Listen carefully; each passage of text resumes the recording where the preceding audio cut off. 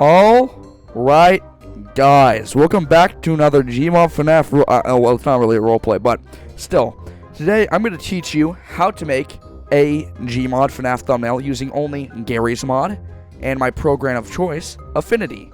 Don't mind that. Anyways, first, what you'll need to do is you'll need to download Affinity. You can do that from their website pretty easily. Just search up Affinity, and it gives you most everything for free. And I really like this program. It's really easy to use, but that's not the point. Anyways, I'm just going to open up Affinity for now. We're going to press play on Gary's mod here, and I'm going to show you how to make a Gmod thumbnail completely within Gary's mod and Affinity. So first, without using SFM, because that's kind of tough to learn. Anyways, first, we're going to open up Gary's mod. Next. Oh. Okay, that's weird. Anyways, what we're going to do is we're going to start a new game, and you'll need to download a green screen map. So you can press Shift-Tab and search up green screen on the workshop. You can use these two on like Construct, but usually I like to get a map. So GM green screens, it doesn't really matter which one. They all work the same. Anyways, you're going to take your thing. You're going to go over to where tab it's located in. We're going to go over to green screen.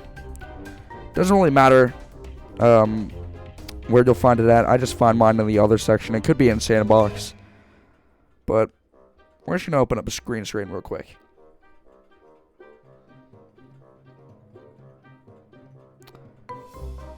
We're just going to wait for this to load in a couple seconds.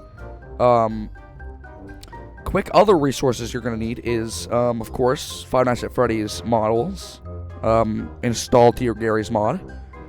And you're going to need a video to make your thumbnail based off of. Now, I don't have any video to make my thumbnail based off of, but basically the whole premise is the same. Sometimes you'll do different things, like if you want to make a unique thumbnail. Like for the one I used for Trapped in a Closet, I made a green screen around the door in Freddy Pizza Day, and I just cut that out. But for this one, we're just going to do a basic one. But green screens are really, really useful to learn. What I usually do is I set down a prop, to get my grounds here, and we're going to get our character. So let's get Freddy Fazbear. Seems like an awesome character to use. It's pretty snazzy. Whatever expression you want to make him do, you're going to make him do. But we're just going to make him look shocked for our demonstration. You can also make him look mad, but you're also going to need Advanced Bone Tool is another tool I really like. So what you're going to do here is you're going to grab the eyelid, and you're going to make it, we're going to make him surprise, so we're going to do the yaw up, right eyelid, we're going to do the same, and we're of course going to make his jaw hinge down just for that extra look of surprise. Anyways, we're of course, if you want more characters you can add them, so we're going to add Chica in the background. Of course, we're just going to have her there, and we're going to give her a little snazzy little pose too. We're going to make her look shocked. We're, of course, you want to do this. If you have freaking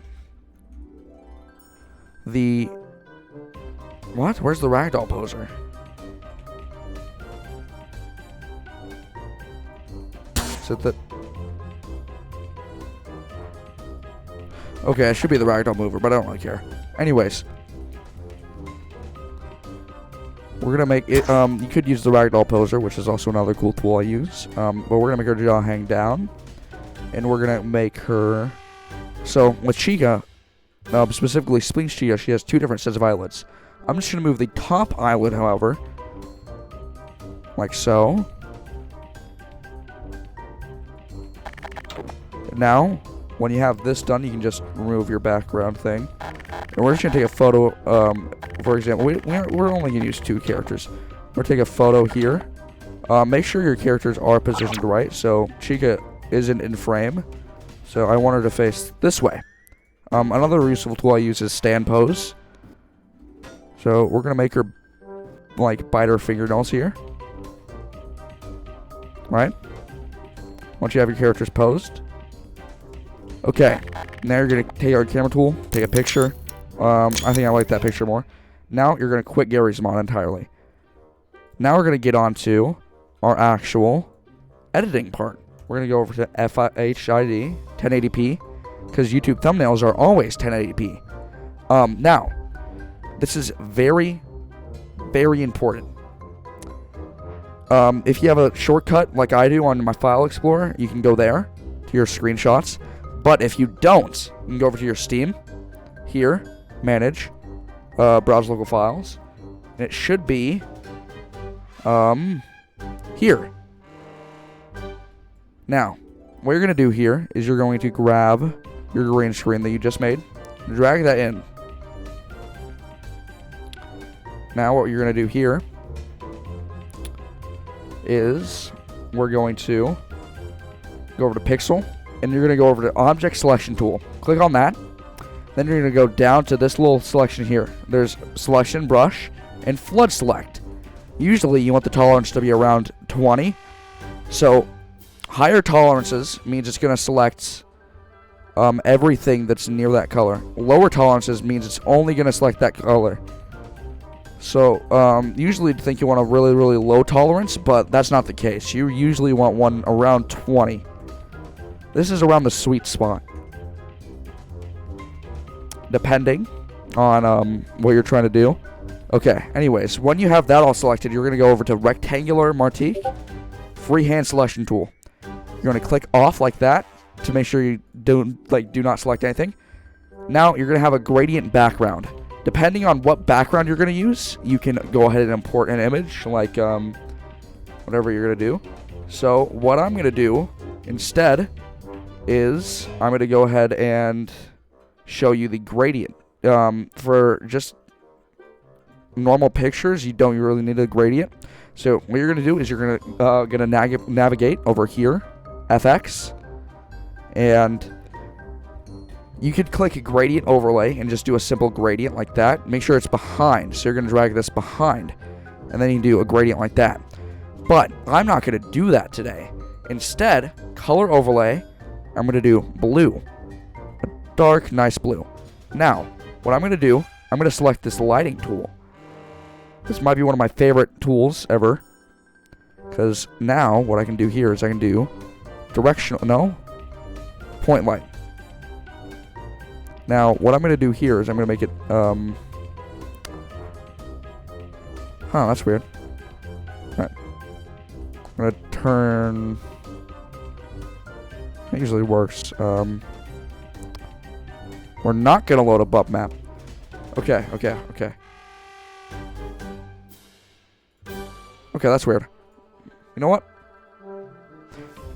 We're just going to add a normal color overlay, I guess, for now.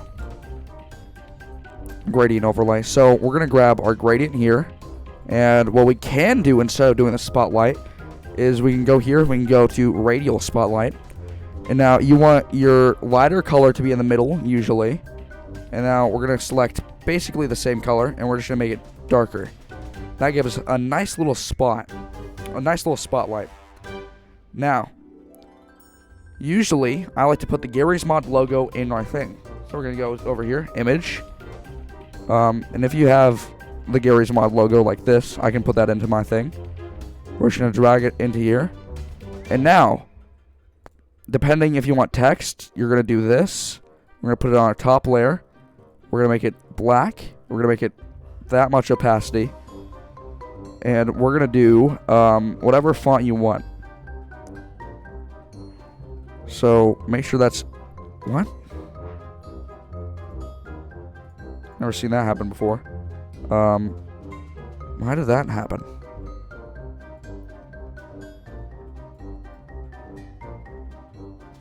Huh. Alright, anyways. What we're going to do here is we're going to go ahead and we're going to install a font really quickly. So we're going to get this one. I'm gonna, if you have a font installed, you're going to go ahead and do that. Install your font by doing this. Yes, I'd love to replace it. Now, we're going to change your fonts to whatever that was. Now, we're going to make it white just so it contrasts. How to make a...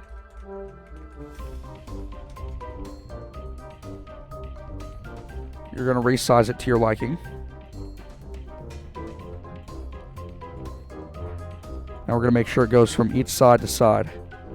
Now, we can make it a little bit bigger by stretching it.